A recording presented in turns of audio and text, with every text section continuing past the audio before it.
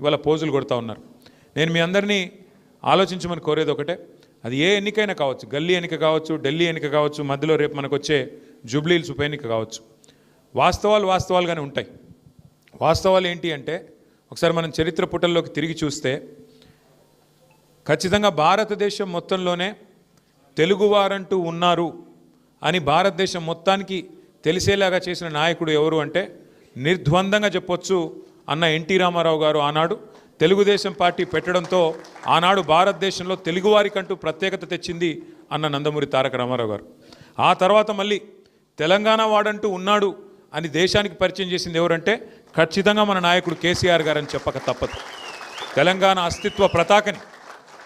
అస్తిత్వ పతాకని మరి పతాకాన్ని హిమాలయాల స్థాయిలో ఎగరేసి ఒక ప్రజా పోరాటాన్ని నిర్మించి 14 సంవత్సరాల పాటు అప్రతిహతంగా పోరాటం చేసి రాష్ట్రాన్ని సాధించడమే కాదు, సాధించిన ఆ రాష్ట్రాన్ని అభివృద్ధిలో 10 ఏళ్ల తన పాలనలో అగ్రభాగాన పెట్టింది కేసీఆర్ గారు.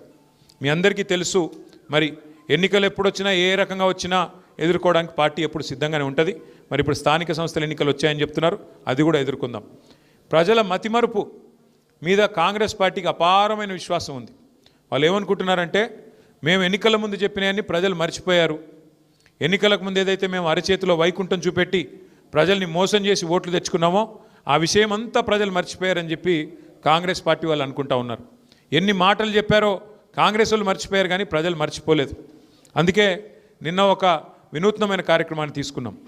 ఎన్నికలకు ముందు కాంగ్రెస్ పార్టీ ఇది మా గ్యారంటీ అంటూ గ్యారంటీ కార్డుల పేరిట ఏదైతే గారడీ చేసిందో, పెద్ద మనుషులకి 4,000 పెన్షన్ ఇస్తామని, మహిళలకి 2,500 ఇస్తామని, రైతులకు 10,000 కాదు 15,000 రైతు బంధు ఇస్తామని, కేవలం అసలుదారులకే కాదు కౌలు రైతులకు కూడా 15,000 ఇస్తామని, రైతు కూలీలకు 12,000 ఇస్తామని, ఆటో అన్నలకు 12,000 ఇస్తామని, ఇట్లా నోటికి ఎంత వస్తే అంత 2 లక్షల ఉద్యోగాలను యువతకి, నిరుద్యోగ భృతి 4,000 ఏదైతే చెప్తూ పోయినారో వాటన్నిటి విషయంలో మళ్ళీ ప్రజలకి ఒక్కసారి తిరిగి గుర్తు చేయడానికి, కాంగ్రెస్ గ్యారంటీ కార్డుల పేరిట చేసిన డ్రామాని గుర్తు చేయడానికే నిన్న మనం మన పార్టీ నుంచి కాంగ్రెస్ బాకీ కార్డు అంటే, కాంగ్రెస్ బాకీ కార్డు అంటే ఏ వర్గానికి ఎంత బాకీ పడ్డారు, రైతులకు ఎంత బాకీ పడ్డారు, అట్లాగే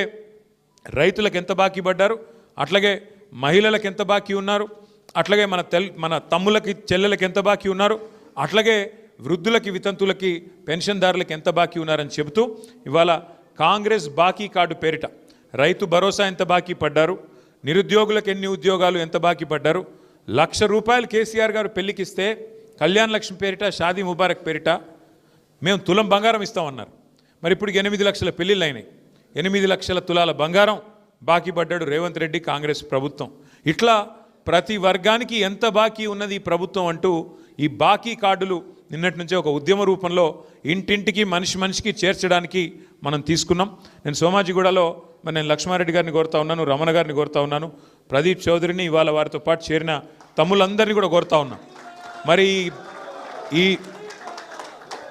ఈ కాంగ్రెస్ బాకీ కార్డుని మనం ఇంటింటికి తీసుకపోతే ఇదే కాంగ్రెస్ పాలిట బ్రహ్మాస్త్రం అవుతుంది. వాళ్ళు చెప్పినారు ఎన్నికలకు ముందు అభయహస్తం అన్నారు, మమ్మల్ని గెలిపించండి మాది అభయహస్తం అన్నారు. ఇవాళ ప్రజలకు అర్థమైపోయింది ఇది అభయహస్తం కాదు, భస్మాసుర హస్తం, ఇది శూన్యహస్తం, దీనివల్ల ఒరిగేదేం లేదని అర్థమైంది. ఈ 24 నెలలు చూసుకుంటే మీరు గుర్తు తెచ్చుకోండి, ఈ 24 నెలల్లో 22-23 నెలల్లో కాంగ్రెస్ ప్రభుత్వం వచ్చిన తర్వాత కొత్తగా ఫ్లైఓవర్లు వేయడం కాదు, కొత్తగా అండర్ పాస్లు కట్టడం కాదు, గతంలో మనం కట్టిన 42 కేసీఆర్ గారి ప్రభుత్వంలో 42 ఫ్లైఓవర్లు అండర్ పాస్లు హైదరాబాద్లో నిర్మాణం చేసుకున్నాం. కొత్తగా ఒక్కదాన్నైనా వీళ్ళు కట్టారా, కొత్తగా ఒక్క ఇటుకన్నా వీళ్ళు పెట్టారా? కొన్ని కొత్త ఫ్లైఓవర్లు కొత్త అండర్ పాస్లు కట్టడం కాదు, ఉన్న రోడ్లనన్నా సరిగ్గా మెయింటైన్ చేస్తున్నారా అంటే ఈరోజు ఆ పరిస్థితి కూడా లేదు. అధ్వానం అయిపోయింది హైదరాబాదు. అందుకే ఇవాళ హైదరాబాద్ ప్రజలు ఏ రకంగానైతే 2023లో మరి మన మాగంటి గోపీనాథ్ గారు ఆనాడు హైదరాబాద్ నగర శాఖ అధ్యక్షుడు, జిల్లా అధ్యక్షుడు, వారి నాయకత్వంలో మరి ఒక్కటంటే ఒక్క సీటు కూడా కాంగ్రెస్ పార్టీకి ఇవ్వకుండా ఆనాడు అన్ని సీట్లలో కూడా మననే గెలిపించారు హైదరాబాద్ ప్రజలు.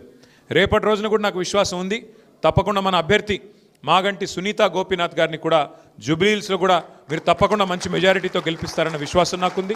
అట్లాగే తిరిగి కేసీఆర్ గారు ముఖ్యమంత్రి కావాలి అనే ఆకాంక్ష ఏదైతే ప్రజల్లో కనబడుతున్నదో అది అచ్చంపేట కావచ్చు, గద్వాల కావచ్చు, ఆదిలాబాద్ కావచ్చు, భద్రాచలం కావచ్చు, రాష్ట్ర నలుమూలల ఏదైతే ఆకాంక్ష కనబడుతున్నదో ఆ ఆకాంక్షకు అనుగుణంగా మనందరం గనక ఈ రాబోయే సంవత్సరం 2 సంవత్సరాలు పనిచేసినట్టయితే తిరిగి సంక్షేమ అభివృద్ధి బాటన మళ్ళీ కేసీఆర్ గారి నాయకత్వంలో మనకి ముందుకు పోయేదానికి ఆస్కారం ఉంటుంది. కాబట్టి ఈ సంవత్సరం 2 సంవత్సరాలు మరి తమ్ముళ్ళు ప్రదీప్ చౌదరి లాంటి తమ్ముళ్ళ చేరిక వల్ల కూడా మన పార్టీ మరింత బలోపేతమై